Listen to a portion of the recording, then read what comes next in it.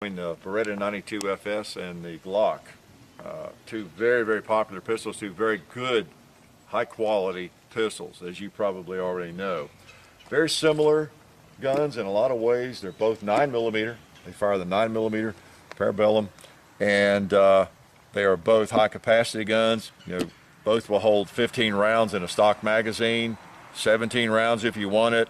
You can even get magazines that hold more than that, at least for the Glock, maybe for the Beretta, not sure. Both guns are very reliable. It's been my experience that the Beretta and the Glock just do not malfunction unless there's some bad ammo involved, bad hand loads, that sort of thing. They both seem very durable. I've not noticed any durability issues, certainly with the Glock, and I've less experience with the Beretta, but we all can read all about the Beretta where we won. Our military uses this gun. This is, of course, the adopted, sidearm of the U.S. military, and I think it has served the military quite well. There were some issues early on with slides maybe coming off, but I'm sure that was even exaggerated probably to some extent. If it happens twice, 3, 4 times, and somebody gets hurt, then you hear a lot about it, and that's understandable. But they corrected that, as I understand, in the FS model. They have it designed now so that slide cannot come off. So by and large, other than it being a larger pistol, it's a good gun, a really nice gun. One thing I noticed in terms of comparing the two, and we're going to do some comparisons, that's why we're here today with these two guns, is that even though this is a Glock 19, which is not the full-size Glock, which is the Glock 17, notice the sight radius is essentially the same on these two pistols, and the Glock 19 being compact, the Glock or the Beretta 92 FS being a full-size service pistol, one would say. So it has a longer barrel. It's about an inch longer than the Glock 19, and it's probably a little longer than the Glock 17, even the full-size Glock. So pretty long barrel, and but the sight radius, is I guess shorter per barrel length, you could say. So comparison-wise, I'm kind of talking about some things that are similar with these guns. They're both reliable. They're both durable. They both shoot the same cartridge. No major complaints with either gun. They have served military and law enforcement well in this country and probably around the world, both guns. I don't have any major criticisms of either gun. There are things about both guns I don't necessarily like. I don't like the hump on the back of the Glock grip. That's one reason I prefer the subcompacts and the compact Glocks, because the hump hits my hand at a different place. So if I were designing the Glock grip of the future, I would be taking whatever, some kind of Dremel tool or something to that and just taking that totally off. And the grip on the Beretta, it feels really good. It feels better actually to me than a Glock grip. It actually does. Now, the pull of the trigger and some other things, not so much. But the grip feels really good. This fits my hand like a glove. Nice gun, nice gun. So, lots of good things to say really about both pistols, or they would not be so widely used, would they? We will look at some differences between these two guns. First, before we do that, let's just take a couple of shots really quick, just to show you these are not airsoft guns. These are real, okay? I didn't just take the orange tip off of them and bring them out. The Beretta. I put a couple of targets up here. I'm going to shoot some steel and some paper both. I have a target labeled Glock 19 and the one beneath it's labeled Beretta.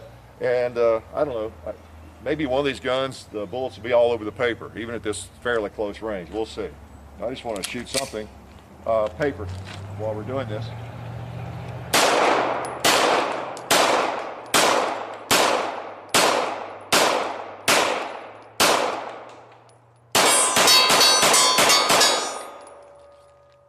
Take another mag. Let's go long range. Let's go to the gong.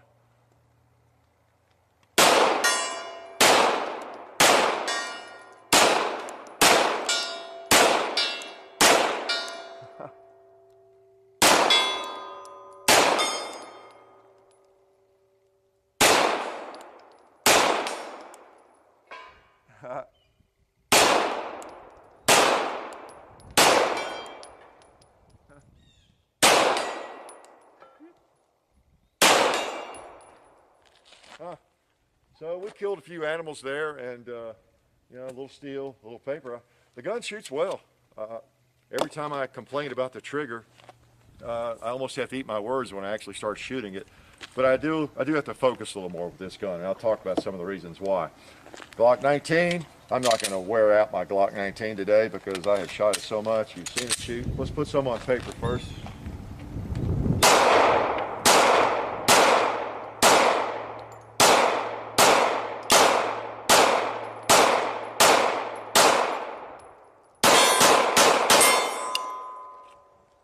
A few more, some right here, I think.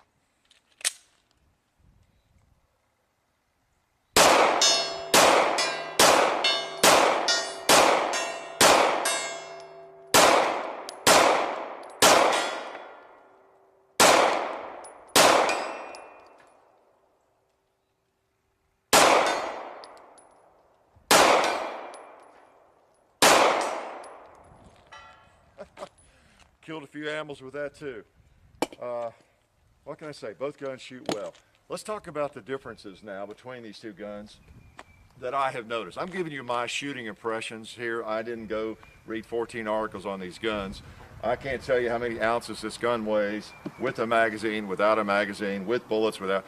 I just know this gun is a little heavier than a Glock. It's not substantial. It's not incredibly heavy. It's just heavier than the Glock, even the Glock 17. This is a Glock 19. I don't have a Glock 17. I just don't really have a use for it. The 19 fits me so well.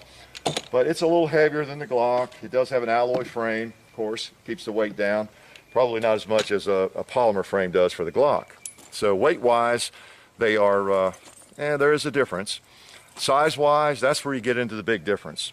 The grip is really quite large on the Beretta. It feels good to my hand, however.